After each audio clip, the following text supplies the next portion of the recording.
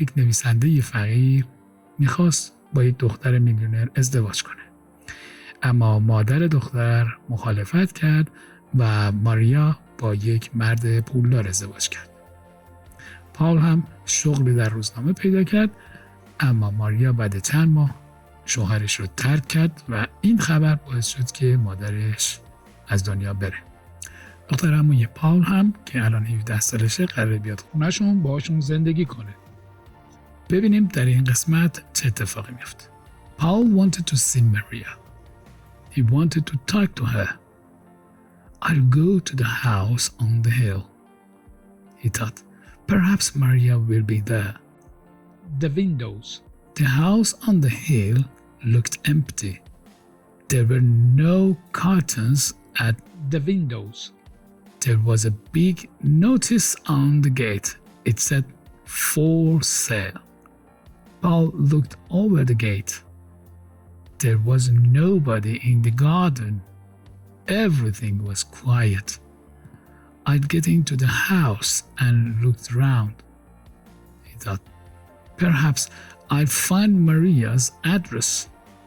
Then I can write to her. پاول میخواست ماریا رو ببینه. اون میخواست باش حرف بزنه.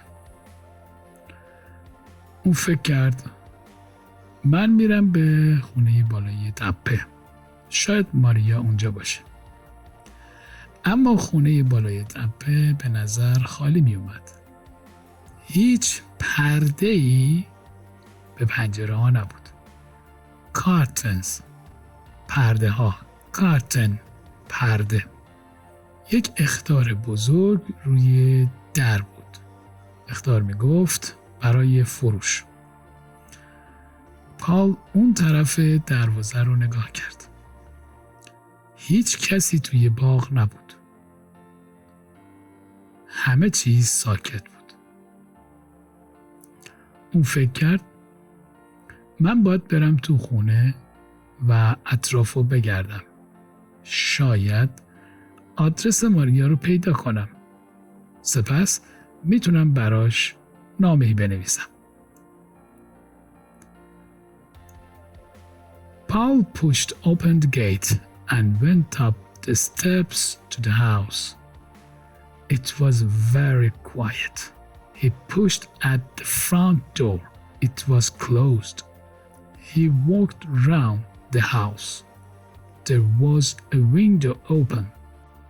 Quickly, Paul climbed through the open window.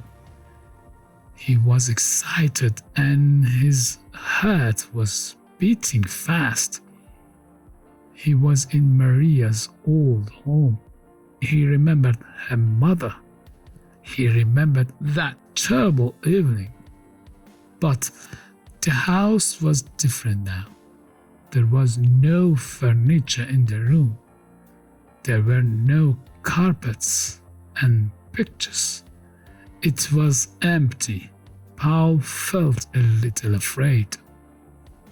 پاول دروازه رو فشار داد و از پله ها بالا رفت به طرف خونه. خیلی ساکت بود. اون در جلویی رو فشار داد. اون بسته بود. اون قدم زنون دور خونه گشت. یه پنجره باز بود. به تندی پاول از طریق پنجره باز بالا رفت. کلایمد کرد. رفت بالا، رفت توی خونه.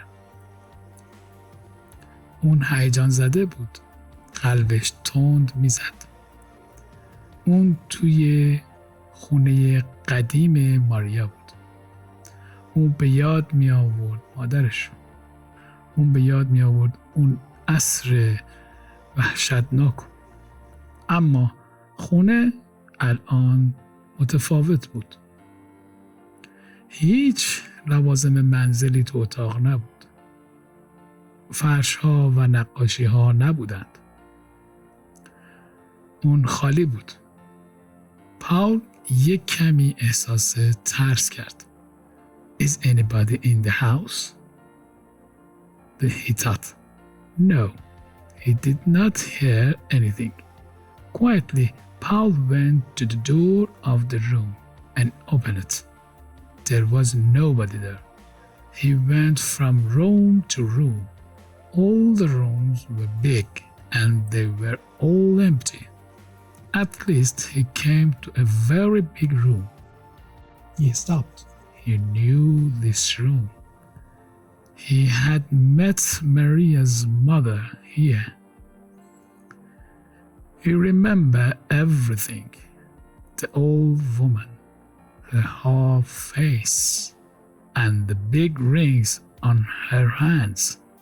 And now the old woman was dead.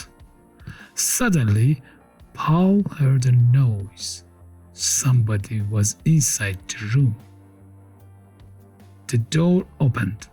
Somebody was standing in the doorway. It was a woman. اون فکر کرد کسی توی خونه است؟ نه، اون چیزی نمیشنید. به تندی پاول رفت به سمت در اتاق و بازش کرد. هیچ کسی نبود. اون از اتاقی به اتاقی رفت. تمام اتاقها بزرگ بودن و همشون خالی. در آخر اون به یک اتاق خیلی بزرگ اومد. اون ایستاد. او می شناخت این اتاق رو. نیو گذشته نو به عنوان شناختن و دانستنه. اون مادر ماریا رو اینجا ملاقات کرده بود. او به یاد می آورد همه چیزو. پیرزنه، صورت سرد و خشکش و انگشتران بزرگش توی دستش و حالا پیرزنه مرده بود. ناگهان پاول یه صدایی شنید. کسی توی اتاق بود. در باز شد. کسی دم ورودی در ایستاده بود. اون یک زن بود. Maria, said Paul. Paul, Maria said. What are you doing here? I was looking for you, said Paul. پاول گفت ماریا. ماریا گفت پاول تو در اینجا چی کار میکنی؟ پاول گفت داشتم دنبال تو میگشتم. Looking for به علاوه auxiliary verb be به معنی دنبال چیزی گشتنه. You were looking for me? asked Maria. She smiled. Maria, said Paul, why did you marry that man? Mother's was old, said Maria. I was unhappy here. I never went to parties, never went out. I wanted money. I wanted good time and friends. I understand, Paul said. You were not afraid of your mother. You were tired of her. She was old. And you wanted a new life. But why did you leave your husband? My husband? said Maria. A fat old man? He was stupid, Paul. He gave me money. He gave me jewels, a car, everything. But he didn't like my friends. He liked old people. I like clever young people, Paul. I like you. You understand, don't you? ماریا پرسید تو داشتی دنبال من میگشتی؟ و لبخند زده. پاول گفته ماریا چرا با اون مرد ازدواج کردی؟ ماریا گفتش مادرم پیر بود. من اینجا خوشحال نبودم. من هرگز به پارتی نمی رفتم. هرگز بیرون نمی رفتم. من پول می خواستم. من اوقات و دوستان خوب می خواستم. پاول گفت فهمیدم. تو از مادرت نمی ترسیدی. تو از مادرت خسته شده بودی. اون پیر بود و تو یه زندگی جدید میخواستی. اما چرا شوهرتو ترک کردی؟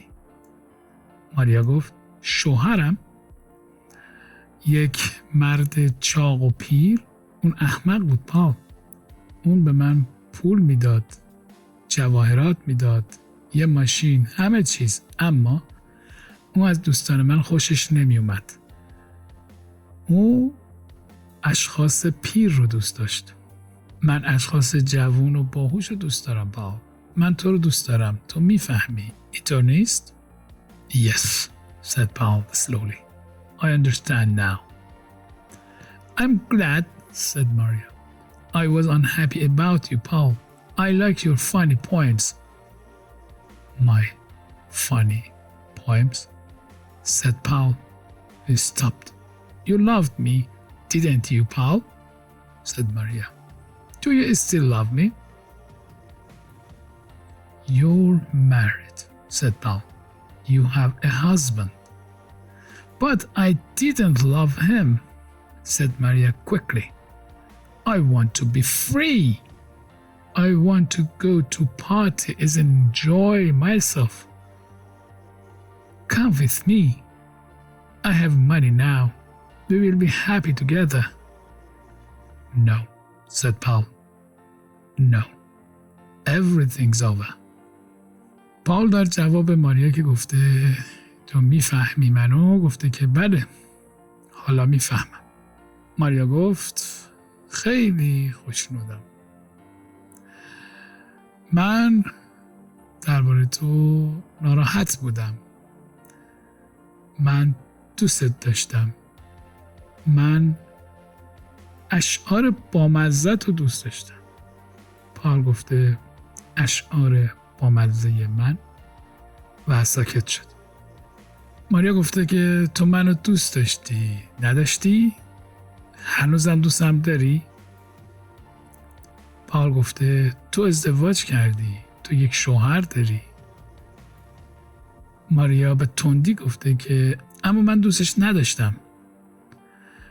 من میخوام آزاد باشم. من میخوام به مهمونی برم و خوش بگذرونم. با من بیا. من پول دارم. ما با هم دیگه خوش خواهیم بود. پاول گفته که نه. همه چیز تموم شد. Maria was angry. Her eyes were small and cold, and her mouth was thin and hard. Her hand was covered with big rings. Maria looked like her mother. I'm sorry, Maria, he said. I don't love you anymore. I loved you very much, but now everything is different. Goodbye, Maria. But you can't leave me, said Maria. I want you. Go back to your husband, said Paul. He looked at her for the last time. Then he turned and walked out of the room. Paul left the house on the hill and walked home. He was free. I was a fool, he thought. Maria never loved me. How stupid I was. Maria's beautiful, but she's hard and cold. She's like her mother. I loved Maria's beauty, but I never loved Maria. It was a lovely evening. Paul felt very happy. The door of the little brown house was open. His mother was at home. She was talking to a pretty girl. Paul, she said, this is your cousin, Lisa. Hello, Lisa, said Paul. He smiled. تا داستان بعدی. امیدوارم که از این داستان خوشتون اومده باشه. از اینکه تا انتهای ویدیو رو نگاه کردید از شما سپاسگزارم. اگر از اون خوشتون اومده لطفاً اون رو لایک کنید و اگر عضو کانال نیستید آن رو سابسکرایب کرده و دکمه زنگوله را بزنید. منتظر کامنت های شما هستم.